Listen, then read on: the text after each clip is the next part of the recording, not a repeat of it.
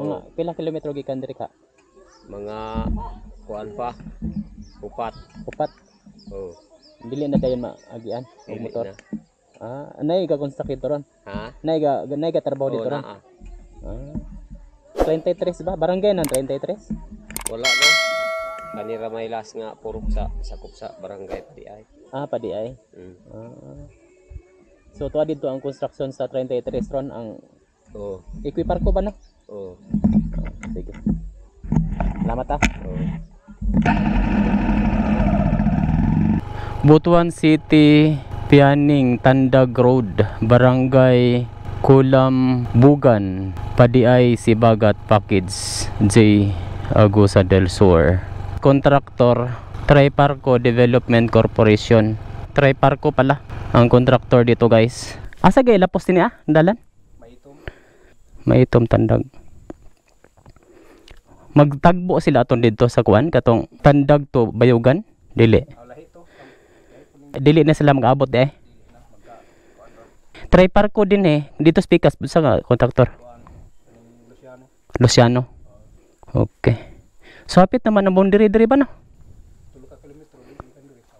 4 kilometro. Gamay naman lang Kuan ni diri no sa nga barangay ni? Padiay pa ni. Kulambugan dito din Padiay dadayon. Sige, salamat sir ha. Ito po tayo sa dulo nitong construction na ito na kung saan medyo mahirap na po siya daanan ng mga motor. Dito po yung last na package, yung Kulambugan Padiay of Sibagat ng Triparco contractor, kung saan mula doon sa boundary hanggang dito sa Padiay ang Triparco po ang gumagawa. Hanggang dito lang po sa Padiay yung ongoing na construction. Tapos yung sa Surigao del Sur mayroon din gumagawa doon. So mula dito sa area na ito yung tinatawag nila na 33, ay papasadahan natin itong Butuan to Tandag Road, Butuan section. Alright.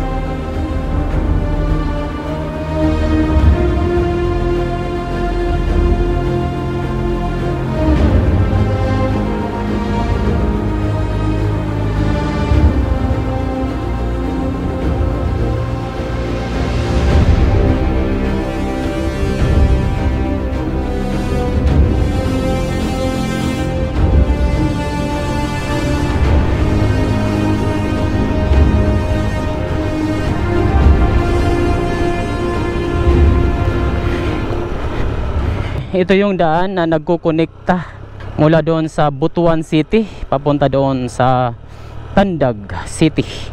So ito po yung status dito guys, at hindi pa talaga madaanan ng motor mula dito sa area 33 o Padiay, Sibagat, Agusan del Sur papunta doon sa Surigao del Sur. Sabi doon sa napagtanungan natin, estimated 20 kilometers pa yung tatawirin bago mag-connect itong dalawang side ng Butuan Tandag Road. Kung matapos tong kalsada na ito ay napakalaking tulong po sa mga biyaheros na bumabiyahe mula at papunta sa Butuan City and Tandag City, dahil hindi nyo na kailangang umikot pa doon sa Badas papunta doon sa Tandag or papunta sa Bayugan to Barubo then papunta na naman sa Tandag. Kung matapos tong proyekto na ito ay napakalaking tulong po ng ating mga biyaheros na bumabiyahe patawid sa magkabilang probinsya. At napakalaking tulong din to sa mga farmers na naninirahan malapit dito sa alternative road na ito, dahil mababawasan na po ang cost of labor na ginagasto nila para lang mabinta yung mga agricultural products na mayroon sila. So mula dito sa Barangay Padiay o Sibagat, Agusan del Sur, ay sabay nating alamin ang status ng daan, kung pwede na ba itong madaanan sa lahat ng uri ng sasakyan, at sabay din nating silipin ang mga magagandang tanawin na ating madadaanan. Thank you Lord, nawala na yung madulas na parte.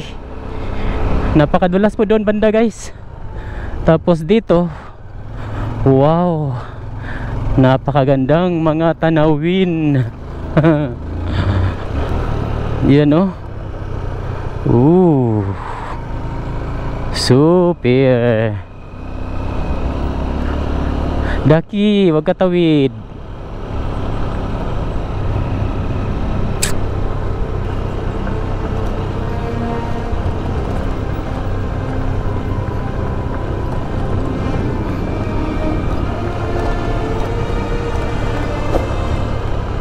Balunbon Elementary School.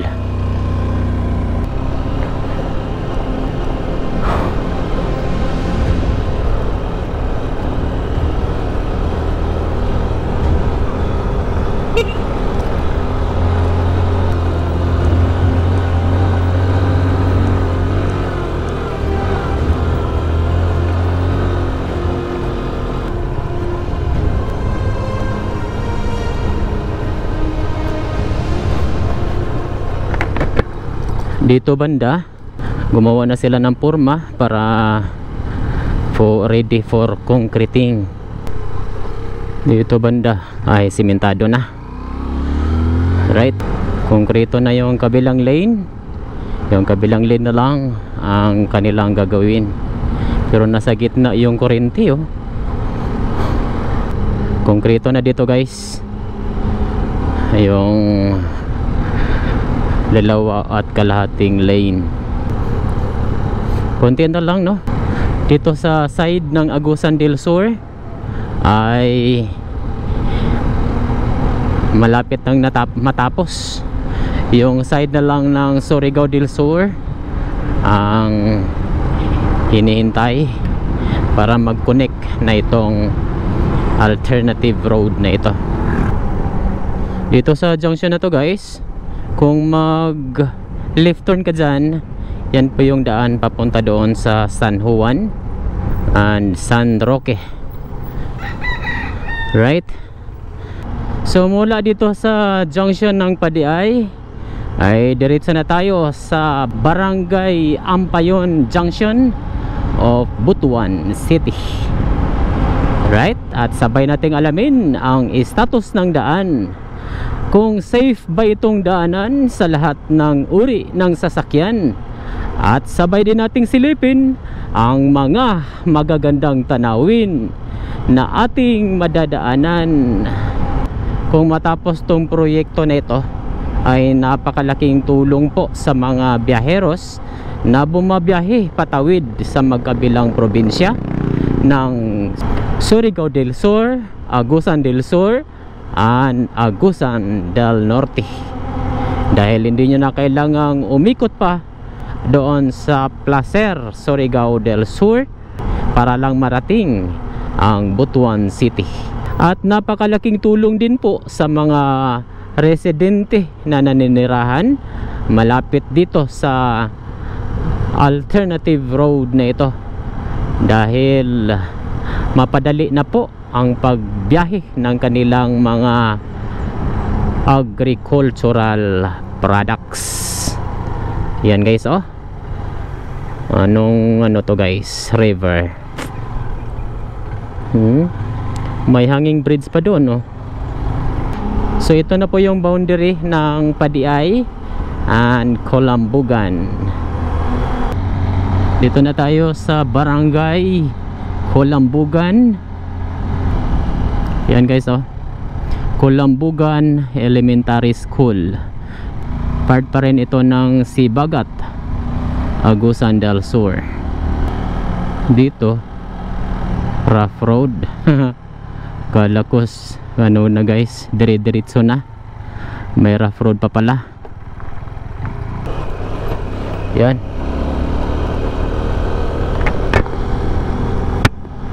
Right, simentado na dito.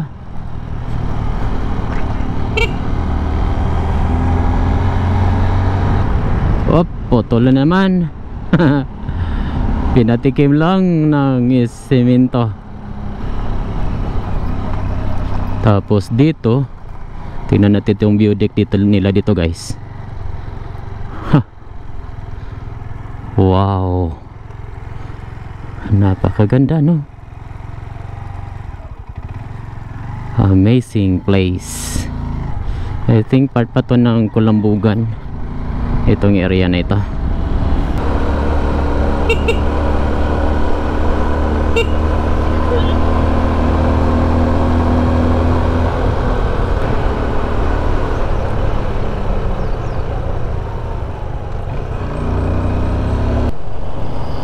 Tingnan nyo dito guys. Grabe kaganda no. Wow. May nasusunog lang doon no. Dapat ipagbawal na yung pagkakaingin.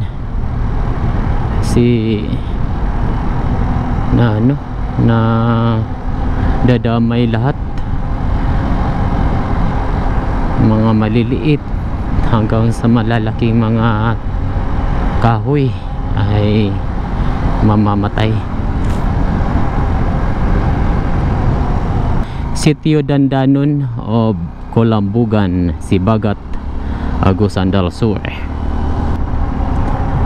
Dandanon Elementary School.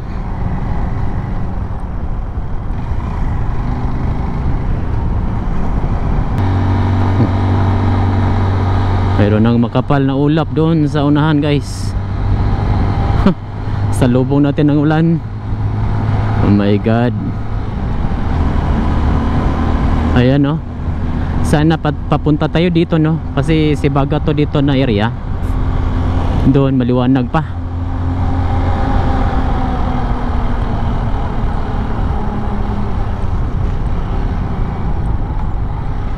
San Isidro Labrador.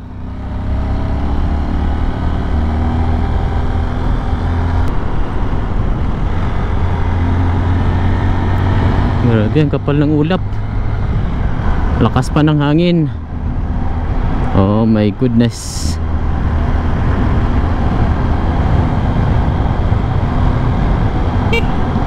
Grabe, lakas pa takbo ni Kuya Bay. Naka skylab pa. Katakot naman nun.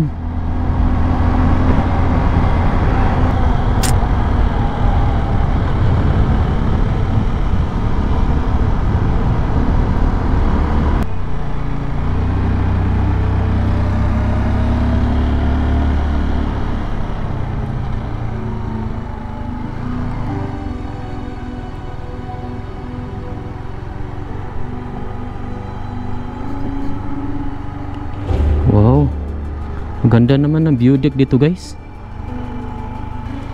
Sarap tambayan oh. Wow.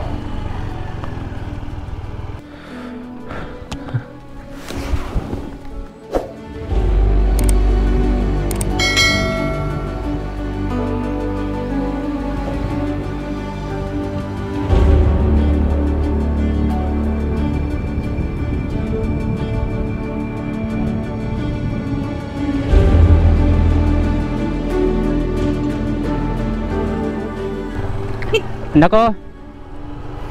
Oda ko ninyo.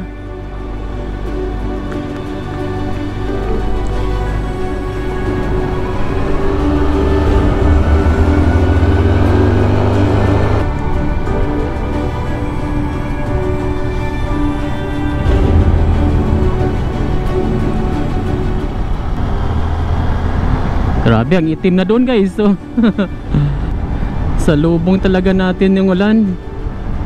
Oh my goodness.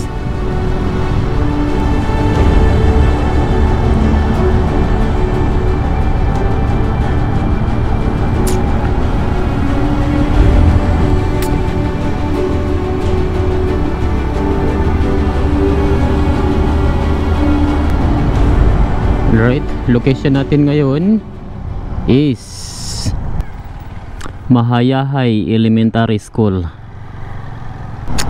Dito pa rin tayo sa Barangay Antikala of Butuan City. Recap lang po ng ating biyahe ngayong araw.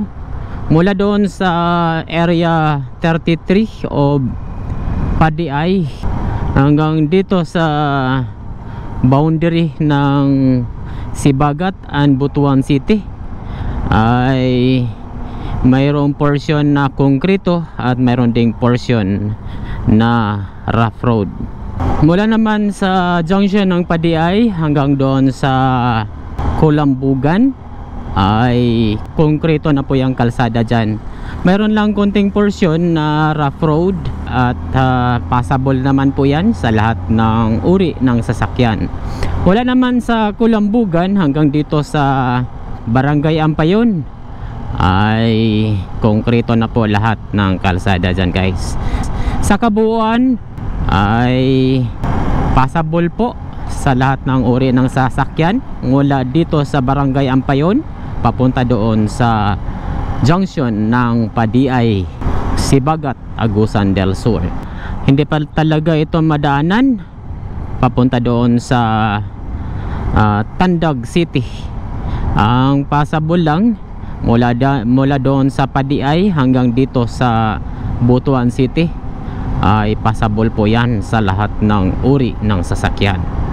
Pag natapos na tong kalsada na to, ang Butuan to Tandag Road ay napakalaking tulong po sa ating mga biyaheros patawid sa magkabilang probinsya ng Surigao del Sur, Agusan del Sur and Agusan del Norte.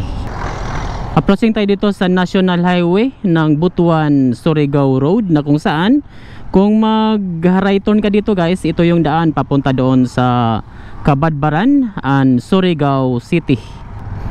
Left turn lang po tayo dito at papunta tayo doon sa Butuan City. Welcome to Barangay Ampayon of Butuan City.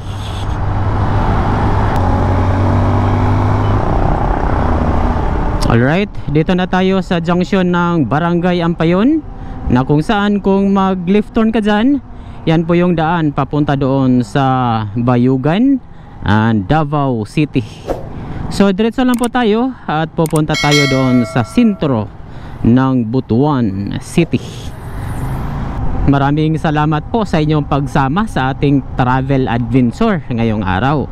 At kung nagustuhan nyo tong video na to ay huwag kalimutang mag-like, comment and share para mas marami pang makapanood sa video na ito. Hanggang sa muli, daghang salamat po.